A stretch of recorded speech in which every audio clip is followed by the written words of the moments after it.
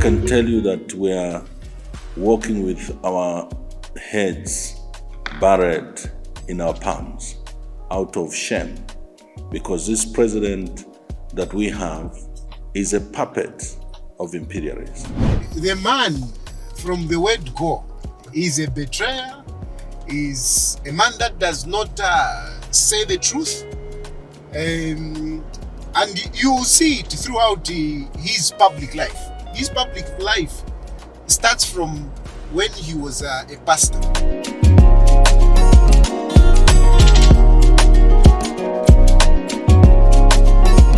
Located within the Copperbelt University campus here, we see is the Victory Bible Church, where Nevas Mumba egged his foundation growing up.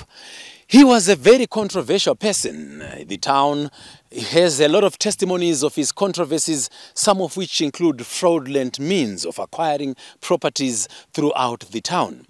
This church is now regarded as a sort of a cult in this town of Kitwe. The church is also dotted around several parts of Zambia and has experienced a steep decline, with many attributing it to the abuse of the church funds by its founder, Nevas Mumba. Nevas Mumba subsequently left active church participation to pursue his political career. Trying to ride on his religious exploits, he launched the National Christian Coalition Party in 2002, a minority party that was meant to usher him into politics. After its fortunes never came out as anticipated, he later rebranded the outfit to National Citizens Coalition in 2002 before entering the presidential race during that year, resulting in a dismal performance, acquiring about 1% of the vote. This marked the beginning of a journey that was fraught with controversy. Being someone from a Pentecostal background, he used his religious prowess to package himself as a refined politician, capitalizing on a fragmented Zambian political landscape back then that had seen the demise of the founding party, UNIP. After the elections of 2002, in which Mr. Levi Mwanawasa, the incumbent president, garnered only 28% of the vote in a race that had several presidential aspirants, all the opposition parties met and decided to appoint Mr. Mumba as their voice in engaging the MMD and President Mwanawasa for a possible power-sharing deal. What does Nevas Mumba do instead? He went on to broker his own personal deal, which saw him immediately appointed as the vice president of the country, much to the chagrin of the other opposition political parties. He immediately earned himself the tag sellout of the century. He betrayed all groups of opposition political parties in Zambia, all political parties in Zambia, all opposition political parties. He betrays them by going to sell information to Levi Mwanawasa about what they were doing, what they were planning, and Mwanawasa was so happy that this guy, would go and give him such information, which made Mwanawasa to destroy the opposition. He appointed him vice president. True to his nature, Nevas Mumba's vice presidency was also marred in controversy, which subsequently saw him getting sacked by President Mwanawasa, something which was unprecedented in Zambia then. Mr. Raphael Nakachinda is a former Minister of Environment in the former government of the PF party and also worked as a campaign manager to Nevas Mumba at one time during his stint at the MMD party. He says Nevas Mumba had a reputation of never understanding boundaries. He seemed not to have understood the boundaries and limitations that he had as one that was deputizing, a head of state. At a time that we were having very sensitive and delicate issues that Zambia was handling during Mwanawasa's time, even without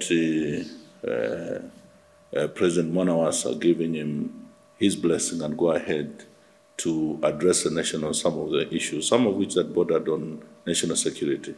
He proceeded to cross the line and almost put Zambia at loggerheads with our neighbor at the time, DRC. Mumba was dismissed from the vice presidency and the MMD party after being found to have engaged in a corrupt and fraudulent misconduct that involved the DRC. It seemed like he just couldn't keep himself away from the money. I have been restricted from leaving the country until they do their preliminary investigations. These investigations are about trying to find out what exactly I'm doing in this country at such a time when there's heightened political activity in the Congo. We felt that maybe he had learned his lessons from the time that he was dismissed as vice president, and possibly time had helped for him to mature in politics and leadership. But to our shock, he successfully ran down the movement for multi-party democracy, which was one of the strongest political parties after UNEP. And up to today, from the time that he was elected, he has refused to subject himself to a democratic process to seek a fresh mandate. He was elected in 2012 to fulfill or to complete the tenure of office that was begun by the former president, late President Rupia Banda. His leadership eventually was characterized with the creation or formation of different factions within the movement for multi-party democracy. From there on, he formed his fourth political party called the Reform Party before rejoining the MMD to try and resuscitate his waning fortunes. A quick perusal at all the main courts in Zambia unearthed numerous cases against Nevers Mumba. Several of such cases found at the National Prosecution Authority range from corruption to petty cases such as failure to meet rental obligations. To this day, he still hops from one property to the other in Lusaka, with his fortunes having been resuscitated by his alliance to the current administration. His appointment to observe elections in Zimbabwe raised a lot of controversy in Zambia. All indications are that Hichilema knew how best he could capitalize on the irrational and often unstable Mumba, who owed him some appreciation.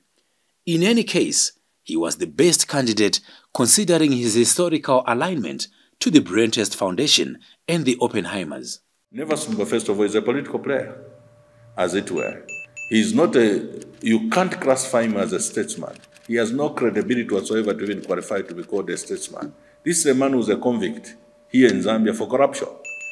He was basically discharged in terms of sentence.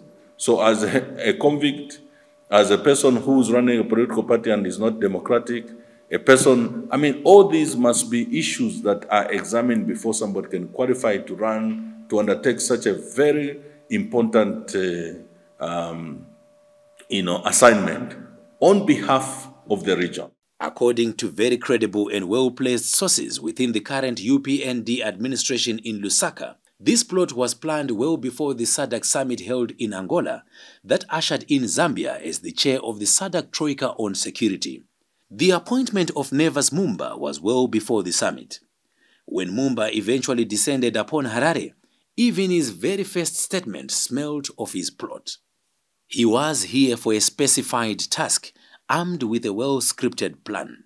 The numerous curious meetings Mumba held with the opposition CCC functionaries and the EU observers in Zimbabwe raised a lot of suspicion. His preliminary report was shrouded in controversy as he dwelled into the constitution of the country, which was never his mandate. All evidence clearly pointed out that this was entirely a Nevers Mumba show and nothing to do with the SADC paradigm.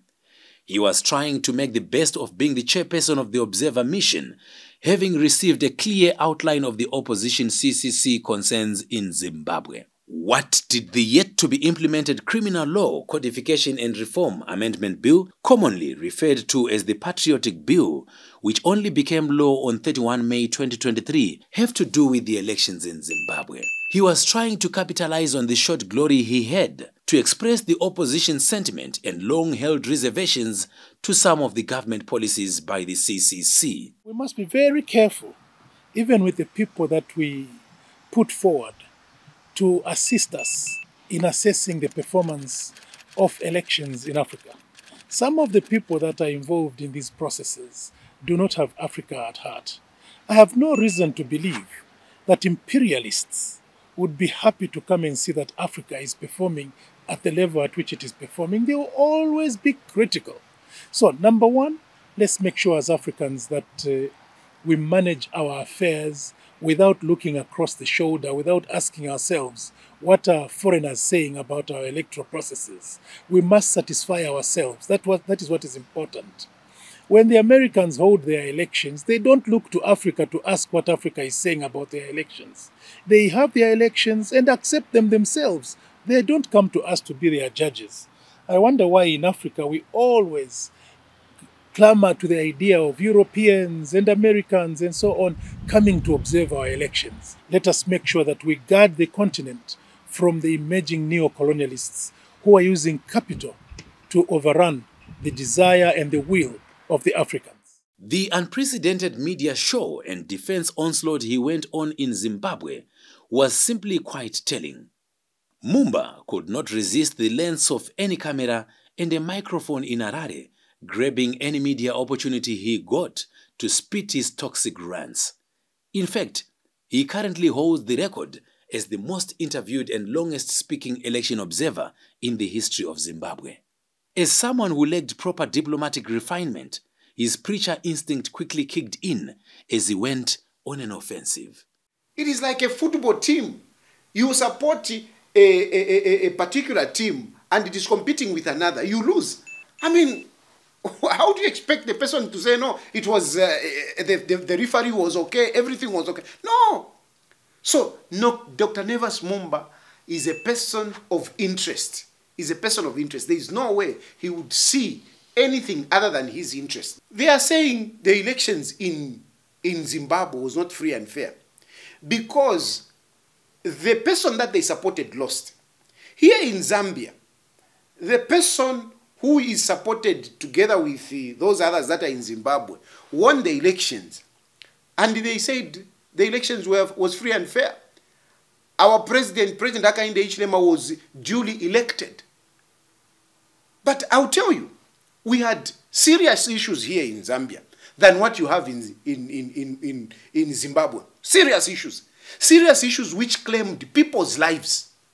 Not one person, but a number of people died. We had serious violence in this country during the 2021 general elections. We had voter manipulation, serious voter manipulation in Zambia in 2021. And at the end of the day, President Hakainde Hichilema won the election. And the SADC observers, they said the elections was free and fair. So what is different if we had worse situation here in Zambia than what you had in Zimbabwe? How come Zambian elections was free and fair and the Zimbabwean election, which was not, of course, not free of incidences, but the incidences that we had in Zimbabwe this time around, you cannot compare them with what we had here in Zambia. When making reference to Nevas Mumba, it is inevitable to connect him to the current UPND administration in Zambia, whose government shortlisted him for the Harare mission. Founded in 1998 by the late Anderson Mazoka, the UPND party had never attained leadership of the country in the past elections and is on its maiden tour of leadership after the ascendancy of Hakainde Hichilema in 2021. Hichilema rode on the wide resentment that had been held against the PF party by Zambians. Fast forward to 2023, many Zambians are evidently regretting the vote they cast back in 2021, as life has become so unbearable for them in a short space of time. These women are from Ndola. The cost of living has simply exploded there, as the current administration has been experimental with the economy, according to many. Kulinsale ya kuti unoma katatuisha tukafika na mu April oyu mwaka na abantu abakafu kunsala tatuishibirepo bantu kulinsala ili afetraza batupela kasaka kwa banechikopo katuletere nsala mchalo so tatuishibirepo no mwaka kani baletupela ko fertilizer ingi tukachimfye nsala oyu mwaka bantu insalanga tatuwa chimfye mno mchato cha Zambia tuliamba kuipayana ifotola ilishanya fye ubwika shitabuli bwino olofuti aba batulolekeshe ko fena ama street kidofa ya furira mtown bantu indara mainchi to anu nangu walipusha sikuru nchito tashire moneka uyo ku atao nangu walikuwa tama certificate so batufaire ko fya ko bati at least umako bati turesangira mo indarama. It's either we can die or survive. Yeah, people are suffering. People are suffering, which makes them at times remember that maybe in PF we're just okay. At least in 2019 we could afford the 3 meals. Now we are doing like 1 meal, 2 meals. We eat around 15 to balance up for lunch and supper. On a good day we manage 2 meals. Otherwise things are not okay. A 10-kilogram pack of maize meal, whose cost was at 70 kwacha back in 2021, just before the elections, is now a whopping 120 kwacha. The same applies to fuel, which has jumped from 17 kwacha per litre for petrol to the current 26 kwacha. His emphasis seems to be on strengthening Zambia militarily, as well as other aspects that are unlikely to bring an immediate relief to the challenges faced by the people. On the diplomatic side, the administration of President Hichilema has also made glaring mistakes, some deemed as threatening the security and stability of the region. The recent alliance of Zambia with the USA Army under the AFRICOM ambit has been deemed as irrational, rushed and reckless, as it was carried out without any prior consultation with Zambian nationals or the region, considering earlier reservations that had been held over the same. Curiously, Hichilema wasted no minute as soon as he assumed power and started engaging the USA, and at the same time going after most of the Chinese investments in Zambia. After adopting an initial aggressive stance against China, he soon ate humble pie after realizing that translating his dislike of the Chinese into reality was not going to be a stroll in the park. Hichilema has, like a toddler discarding old toys from a pram with rage, been throwing out old principles and statutes that have bound Southern Africa together, further threatening regional integration and unity. His pro-West and elitist policies have been a clear demonstration of where he stands. In turn, his election of Mumba to such an essential diplomatic mission and stance on Zimbabwe came with no surprises at all. We don't go to destroy, we go to build one another. We go to strengthen institutions. We don't go to destroy institutions. We go into these missions to build and provide unity and fair play, and never to sow discord, never to inflame situations as this report has done, because of the weaknesses of both the mission and the conduct of the alternate who was sent in the mission. Lately, President Hichilema, clearly displaying all traits of paranoia, has been on the offensive of arresting and persecuting members of the former ruling PF party in Zambia and those he perceives as political rivals. Like someone shooting blindly in the dark, he has even publicly threatened to persecute the opposition in his own words. The definition of persecution, according to the Oxford English Dictionary, is to subject someone to hostility and ill treatment because of their ethnicity, religion, and beliefs, to harass or annoy persistently. Close quote. When we need to prosecute and persecute, we will do it without hesitation. President Lungu's family has been very much on the receiving end, with his wife recently arrested on very frivolous charges in a case in which she was the initial complainant. Lately, Hichilema has been singing the coup story, threatening to arrest even more people. Nanduka mbavama military coups kuno ni democracy, ufuna military coup ni ya uko. Uleta military coup will come for you. There's never been any country on the face of the earth that has had elections, competitive elections, which don't end up with criticism and dispute. The very fact that elections are competitive means that there will be losers and winners, and the losers obviously will find reason to criticize. But also, I think time has come for us in Africa to realize that African problems require African solutions. The plot to manipulate the Zimbabwe elections was mooted well before the elections by the West, assisted by the Brenthurst Foundation. This was largely because Zambia is now viewed as the most opportune platform from which to ratchet up pressure on Zimbabwe, thanks to the current administration there, which is openly pro-West. Speaking in the UK House of Lords before the Zimbabwe elections, Baroness Catherine Letitia Hoy was explicit in the need to put pressure on Zimbabwe through Zambia. It will only become a democracy when the people have a genuinely free and fair election. We have seen that recently in Zambia, and I wonder, could the Minister go further and actually say what more could be done to get Zambia and other countries within SADC to actually put the pressure on Zimbabwe? It's got to come from those countries. We can help, but we must make sure that they do their bit so we get back to a situation where the people of Zimbabwe genuinely have a free and fair election in 2023. According to her, a definition of free elections in Zimbabwe was an opposition win. It became more apparent that Zimbabwe had just earned herself a very hostile neighbor up north who had a specific agenda. The American Zimbabwe and Democracy Act, ZIDERA, of 2001, passed as a response to the land reform exercise in Zimbabwe, explicitly mentions the intention of the Americans to effect leadership change in Harare, stating, "It is the policy of the United States to support the people of Zimbabwe in their struggle to effect peaceful, democratic change, achieve broad-based and equitable economic growth." Their main agenda for Harare is the exit of ZANU-PF from power as a punishment for the land reform exercise and to try and make an example of Zimbabwe in the African region so as to desist other countries from engaging in similar initiatives. The process of electoral observation can simply never be outrightly used as a barometer for the credibility of an election, as is the attempt at hand. Clearly, all evidence has indicated that the Mumba SADC election observation report on Zimbabwe was indeed a pre-planned, well-calculated plot to discredit the elections at all costs. Some of the telling reasons that inevitably raise questions on its credibility are: 1.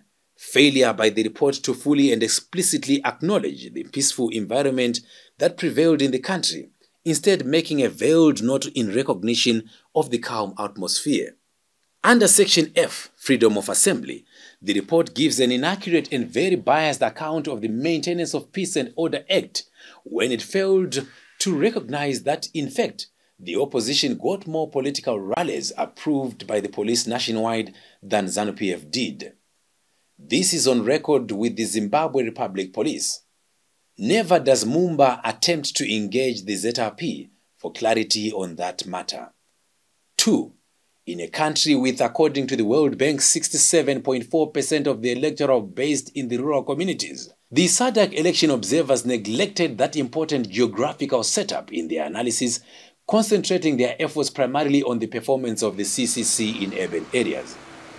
Nevers Mumba could easily be mistaken as an aide to Chamisa, ever on his side, and even accompanying him to the polling station on voting day under the guise of observing elections.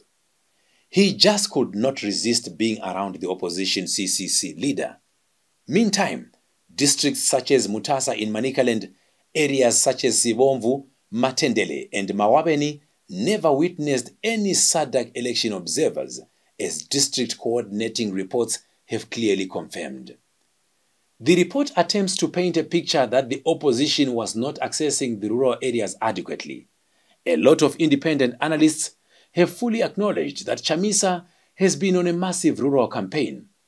Chipo Dendere, an assistant professor of Africana Studies at the USA-based Wellesley College, speaking on the Voice of America Straight Talk Africa, stated, open quotes, "We have seen Chamisa campaigning very strongly in rural areas. The question isn't whether the message is right to the rural voters." Close quote. And yes, Ms. Dendere, the rural voters were indeed so comfortable to vote where they desired in this election, but it just was not for Chamisa. On Section D, under the delimitation of constituencies, subsection 3, the report clearly demonstrated a lack of appreciation of the geographical setup of Zimbabwe and insinuated that all constituencies in the country should have an averagely equal number of voters. It purposed to give a mathematical computation that could ideally apply in the developed world in countries such as the US, UK, or any other EU countries where the geographical dynamics would permit. This simply was a far-fetched expectation. Could this notion have been applied, for example, on the Zambian elections? Number 4, Section G, freedom of expression, makes a rather shallow and misplaced brazen attack on the Zimbabwean constitution in trying to unpack the recently enacted Criminal Law Codification and Reform Act, Chapter 923. It fails to connect how the act meant to justifiably protect the country from external harm could and would be aligned with the election campaign period. Could Mumba have differentiated between, for example, the US Patriotic Act meant to prevent terrorist attacks on the country and the Criminal Law Act of Zimbabwe? ZANU-PF also had numerous concerns in the period before, during and after the elections. In fact, a lot of them, but none are mentioned at all in this report. This report's definition of stakeholders in entirety is only in reference to the opposition CCC. There has been a deliberate attempt to ignore ZANU-PF's strength and solid standing in the political landscape of Zimbabwe, whose founding principles are forever endeared in the people. The unfortunate misconception was that ZANU-PF just did not have the numbers. The massively large turnouts at ZANU-PF rallies should have been another open barometer to give them an appreciation of what the party was really capable of. It has a solid grassroots strength, and overturning that status quo is simply insurmountable in the foreseeable future. They were of the impression that the droves of people were all forced to attend the political rallies.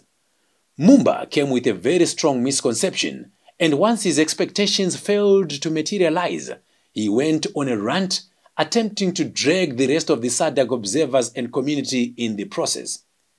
He was simply singing from the opposition CCC hymn, as every statement he made, in some cases word for word, was mentioned by either Chamisa or any of his proteges during the election run-up period. Reading from a script that could easily be traced to the State House in Lusaka, he had to sing for his supper and put up the best show he possibly could. Unfortunately, it simply was that, a show.